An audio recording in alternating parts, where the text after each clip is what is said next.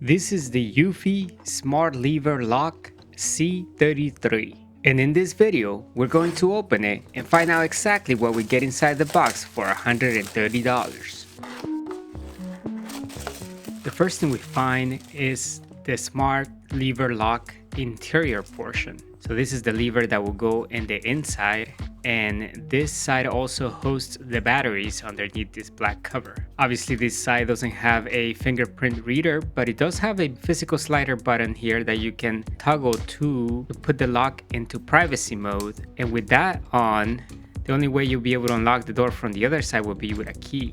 In this other bag we have the plate that goes behind this.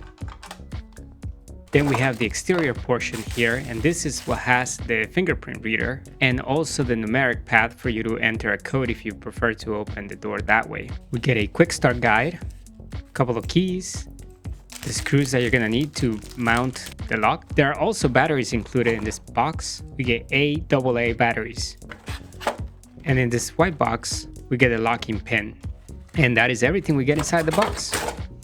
As of the recording of this video, this lock has a 4.2 out of 5 star rating in Amazon with 746 reviews. What people seem to love about this product is the ease of installation, the quality build, fingerprint and app access, and that is simple to use. What people dislike is the poor battery life, fingerprint recognition is inconsistent, mixed reliability that is best for secondary doors, and some people have reported battery cover issues as well. Bottom line, customers find it a solid value of the price with great features, but the battery life is a significant trade-off to consider. The main reason I got this lock is because I'm already going with a Eufy lock for my front door, and I wanted a simple lock for my garage door. Now the garage door doesn't get as much traffic as the front door does, so I don't have a problem with the batteries not lasting as long. I'm just trying to avoid having to be carrying a key and to be able to access the door quickly with just my fingerprint. Hopefully you found this video helpful. If you did, please like the video. It really helps out the channel. And if you haven't already, please subscribe.